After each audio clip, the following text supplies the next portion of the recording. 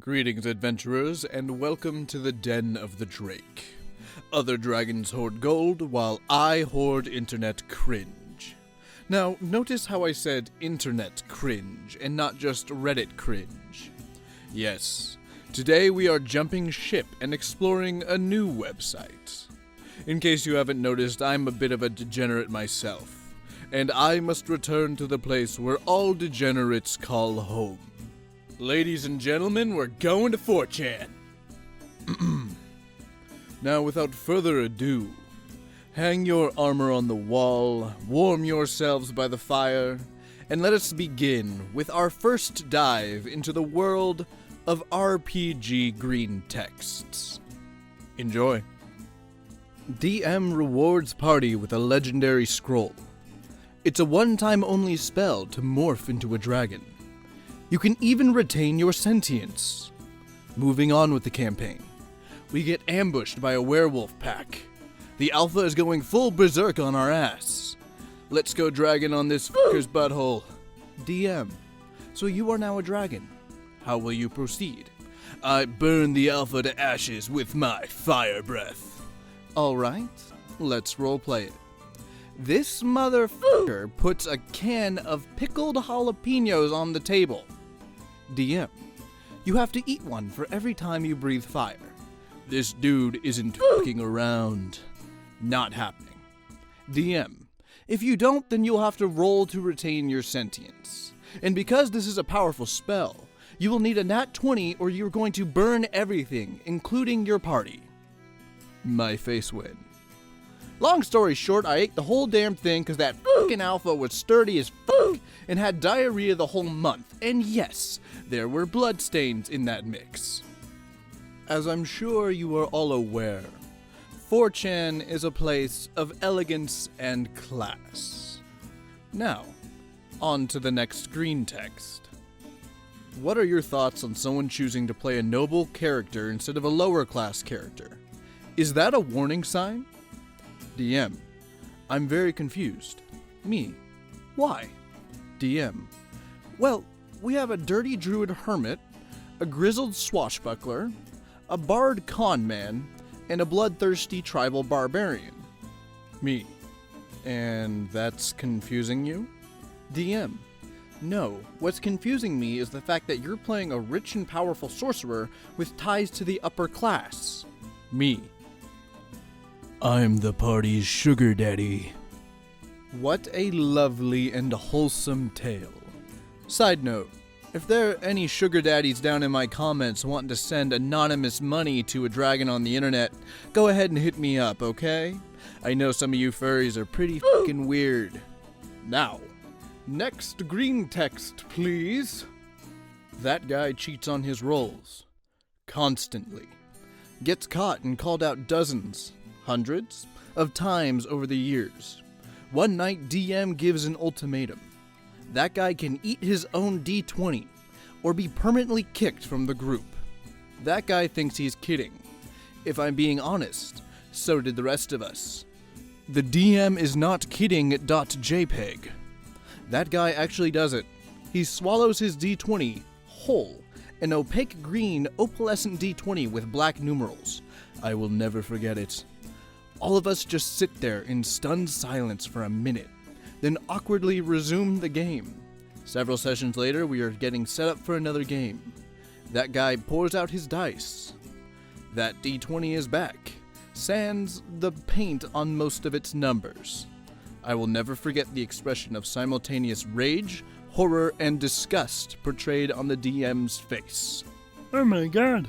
Oh my god. Mom! Mom, come in here! I just took a fat dump and rolled a natural 20! I am literally cursed when it comes to DMs. First DM is disinterested and can barely hold our attention, let alone their own. Half the sessions they just decide to watch a movie instead. Second DM is way too intense about it and forces us to do 2-day-long sessions up in his little weed shack away from society. He only uses 3.5 and stole books from other players. Third DM is a literal dummy who cannot keep himself composed, always gets flustered, and cannot control the group. Fourth DM is a dickhead, and is always trying to kill and party wipe us 24/7. Fifth DM intentionally makes things way too difficult to the point of absurdity, and mocks us when we constantly fail. None of these campaigns have ever ended on a good note, if at all. Am I doomed to have DMs? Or should I just give up on ever properly playing and DM myself? DM for yourself. People will laugh at you, but given how most of the game is RNG anyway, it's less bizarre than it sounds. Alright, I only got one comment, and if everyone in the world is doing something wrong to you, maybe the problem isn't with everyone in the world. Alright, so this next one is going to be a bit longer. What the fuck is all this story shit? Where is the game nerd? I thought we were going to roll dice or something. I had a guy like this in one of my games. Be DMing for an RP heavy group. One of the players invites his cousin. Cousin is around 16 years old and looks like Joe Manganiello from Spider-Man. I asked the cousin if he's ever played D&D. He said, "No, but I've seen compilation videos of Critical Role." Decide, fuck it, good enough. Hook him up with a level 3 fighter and set of dice, and informed him on the current scenario. I start the session by introducing his character into the story. It wasn't 2 minutes into introducing his character when he interrupts. Cousin, "Hey, when are we gonna kill something?" I tell him we will get to it eventually. However, we had to explain why and how his character joined the group as not to disrupt the plot. He apologized, and we continued on. About 15 minutes later, as the party was preparing to travel, he piped up again. "Cousin, why haven't we seen any monsters yet?" I tell him that we haven't even left the inn yet. He gets pissy, but nothing comes of it. Before the party left, the party members asked to get some supplies before leaving. As I was about to grab the list of items at the general store, the cousin started bitching. "Cousin, I'm not waiting for you fuckers! I'm leaving without you!" Everyone in the party told him it was a bad idea to venture out alone. His retort was, "I'm a fighter. I'm built to kill." I looked at him and asked, "Are you sure you want to leave your party behind?" He responded with a righteous yes. Okay. I told him that despite his better judgment, he decided to abandon his party and ventured out into the woods. Alone. I asked him to roll for encounter. He rolled a 1. Me. As you make your way down the trail, you notice a white rabbit surrounded by bones. What do? Cousin, I kill it. Me. As you approach the rabbit, it lunges at your throat. Roll a dex save. He rolls a 3. Me. The rabbit of Kerbanog gnaws your head off. Moral of the story, never venture alone. Yeah, that's about what I expected, to be honest.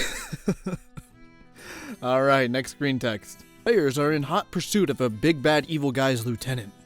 Said lieutenant has recently captured a player's long-term love interest, tracking him to his safe house. It's a bloodbath. Tough enemies everywhere and fortifications make it really hard to get anywhere. Fighting their way further in, the players can hear their love interest's screams.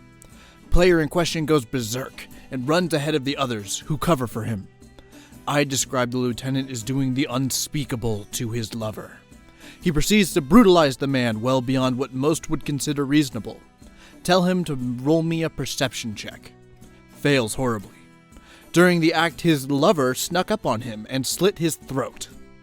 Turns out they had simply eloped, as she had found the big bad evil guy's cause to be more appealing to her interests. I had hinted at this change of heart over the course of the campaign, yet no one paid attention. She heals the bad guy up, and they escape as the party finds the corpse of their loyal comrade. TG, I'm in a bit of an awkward position here. My players are really angry at me over last session's finisher, yet I thought it was a really fitting tragedy that sparked the rest of the party into action. Yeah. Oh, okay, guy. I'm gonna go ahead and motivate my party by, completely undermining a player's backstory, killing him with, no chance at a save whatsoever, and then going ahead and telling everyone to go f*** themselves. Yeah, good job. You're a good DM, aren't you? Oh my god, DMs like this boil my piss. How much do you want to bet that this guy's hints were just stupid things like, she looks off at the sunset all sad? Oh god, okay, next green text. Stubbing your toe twice in the same day can kill the average commoner. Not getting 6+ hours of sleep every night kills demigods. Already stubbed my toe twice today. Sitting in bed, trying not to die. I left the campfire on. Attempt to go put it out. Get the bucket. Begin to fill it with water. So far, so good. I got a splinter. Pass out. Wake up.